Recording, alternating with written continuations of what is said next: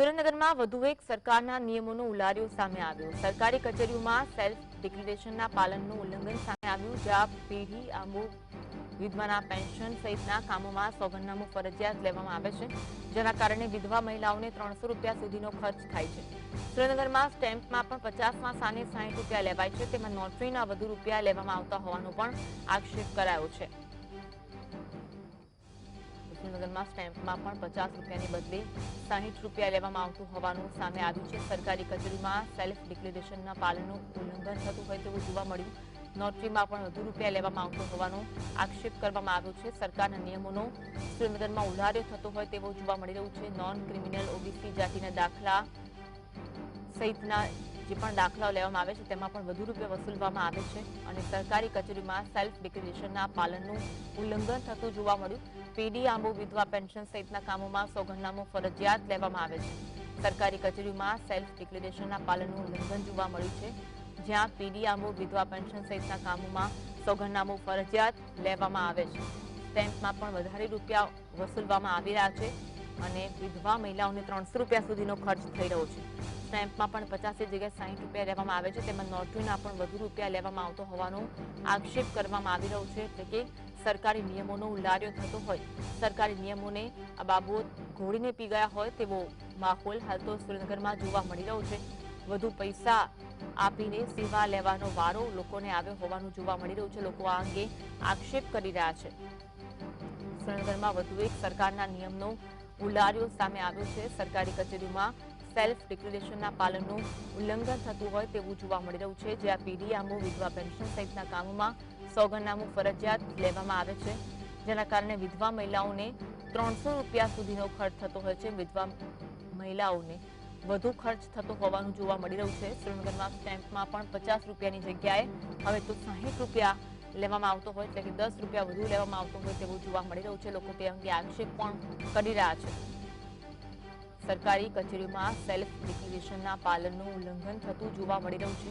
સરકારી નિયમો જે છે તેનો ઉલ્લાર્યો થાય છે। સરકારી નિયમોમાં જે રૂપિયાનો ઉલ્લેખ કરવામાં આવ્યો છે તેના કરતાં વધુ રૂપિયા વસૂલવામાં આવતો હોવાનો લોકો આક્ષેપ કરી રહ્યા છે। આ અંગે જરૂરી કાર્યવાહી થાય તેવી પણ માંગ કરવામાં આવી રહી છે અને નિયમો જળવાય તેવી પણ માંગ કરવામાં આવી રહી છે। સરકાર નિયમો તો બનાવે છે, પરંતુ બાબુઓ છે તે નિયમો ઘોડીને પી જતા હોય તેવું જોવા મળી રહ્યું છે, જેના કારણે લોકોને અંતે હાલાકીનો સામનો કરવો પડી રહ્યો છે અને લોકોનો ખર્ચ વધતો હોય છે।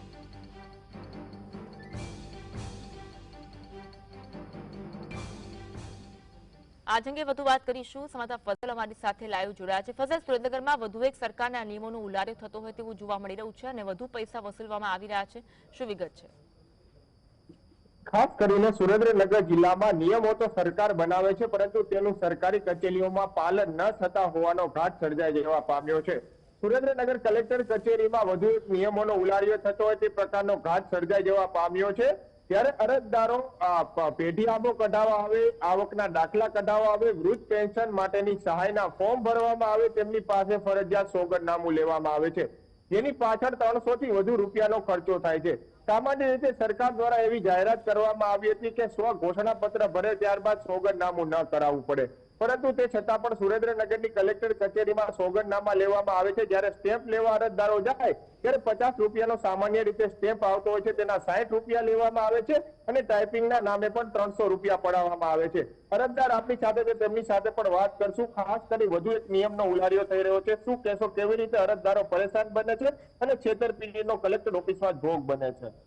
રાજ્યના મુખ્યમંત્રીશ્રીએ સ્વઘોષણાપત્ર જાહેર કરેલ છે નાના માણસોને ધ્યાનમાં રાખીને, જેમાં વિધવા પેન્શન અને જે રાષ્ટ્રીય કુટુંબ સહાય યોજના, પેઢી આંબો અને એવી જે જુદી જુદી પ્રકારની 10 યોજનામાં જે સોગંદનામા જાહેર કરીને સ્વઘોષણાપત્ર જાહેર કરેલું છે, એમાં સુરેન્દ્રનગર જિલ્લામાં અમલ થતો નથી।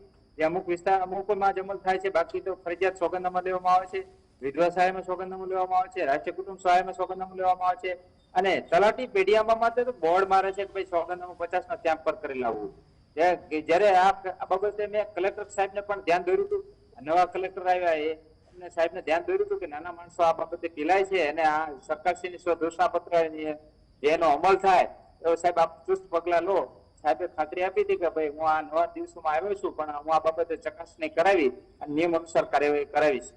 પણ આ નાના માણસો જે અત્યારે 50 નો સ્ટેમ્પ બદલે 60 દેવા પડે છે, 300 નો સ્ટેમ્પ લેવા હોય તો 330 દેવા પડે છે, આ બાબતે કલેક્ટર સાહેબે પણ આ ધ્યાન દેવું જોઈએ કે આ ખોટા પૈસા વેડફાય નહીં, નાના માણસોના ખોટા પૈસા બગડે નહીં, અને આ જે સરકારશ્રીની સ્વઘોષણાપત્ર યોજના અમલમાં આવે એવી આ સુરેન્દ્રનગર જિલ્લામાં અમલ નથી એવું મને લાગી રહ્યું છે. કારણ કે બધે સોગંદનામા લેવાય છે, તો આવા સોગંદનામા ન લેવાય. નાના માણસોના ગરીબ માણસોને જે માંડ રોજીરોટી કરી માંડ રોજીરોટી પોતાનું ગુજરાન ચલાવતો હોય, હવે એવામાં એને 300 રૂપિયાનો ખર્ચ આવતો હોય તો એ માટે બહુ ગંભીર બાબત કહેવાય.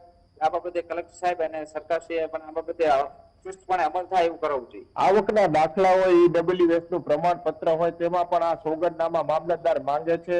અત્યારે અરજદારો સાથે પણ વાત થઈ છે, શું કહેશો? એમાં ઈડબ્લ્યુએસ પર સોગંદનામું માંગે છે અને જાતિના દાખલામાં પણ સોગંદનામું માંગે છે, અન્ય પેઢીયામાં પણ સોગંદનામું માંગે છે. જો આવી યોજનામાં સરકારશ્રીએ જે અમુક જે સ્વઘોષણાપત્ર જાહેર કર્યું છે એનો આ લોકોએ પરિપત્ર વાંચીને એનો અમલ કરવો જોઈએ. નોટરીના ભાવ પણ વધુ લે છે. નોટરીના પણ ભાવમાં એવું છે કે અલગ અલગ બધા લેતા હોય છે. સરકારશ્રીના નીતિ નિયમ મુજબ ભાવ લેવામાં આવે તો બહુ સારી વાત છે. નાના માણસો રોજીરોટી છીનવાઈ ન જાય અને નાના માણસોને ધ્યાનમાં રાખી આવા જે નિરાધાર અને વૃદ્ધને ધ્યાનમાં રાખીને લેવાય એવી અમારી માંગણી છે. ખાસ કરીને સરકાર દ્વારા સ્વ ઘોષણા પત્ર અંગેની જાહેરાત કરવામાં આવી, પરંતુ તેના નિયમોનું પાલન છે તે સુરેન્દ્રનગરની કલેક્ટર કચેરી હોય, મામલતદાર ઓફિસ હોય અને જે જનસેવા કેન્દ્રમાં થતા કામો છે ત્યાં નથી થઈ રહ્યું. અરજદારોને ફરજિયાતપણે આવકનો દાખલો, જાતિનું પ્રમાણપત્ર અથવા તો કોઈ પણ પ્રકારનો જ્યારે અરજદારો અરજી કરે ત્યારે તેની પાસે ફરજિયાત સોગંદનામાઓ લેવામાં આવે છે, જેની પાછળ 300 થી વધુનો ખર્ચ થઈ રહ્યો છે અને ધક્કા પણ ખાવા પડી રહ્યા છે. ખરેખર સ્વ ઘોષણા પત્ર એનો અમલ કરાવવામાં આવે તેવી હાલ અરજદારો દ્વારા માંગણી કરવામાં આવી છે. આ મુદ્દે અરજદારોએ કલેક્ટરને પણ જાણ કરી છે અને કલેક્ટર પણ આ બાબતે એક્શનમાં આવી અને જે નાના વર્ગના લોકો છે તે ધક્કા ખાતા અટકી જાય અને સરળતાથી સ્વ ઘોષણા પત્ર ભરી અને પોતાનું જે સર્ટિફિકેટ છે, દસ્તાવેજી પુરાવાઓ છે તે સરળતાથી કલેક્ટર ઓફિસમાં મેળવી શકે તે પ્રકારની વ્યવસ્થા કરવામાં આવે તે પ્રકારની હાલ અરજદારોની પણ માંગ છે. સ્ટેમ્પના ભાવ હોય અને નોટના ભાવ પણ આગામી દિવસોમાં નક્કી કરવાની માંગ પણ હાલ અરજદારો કરી રહ્યા છે. જી આભાર ફઝલ જોડાવા માટે અને માહિતી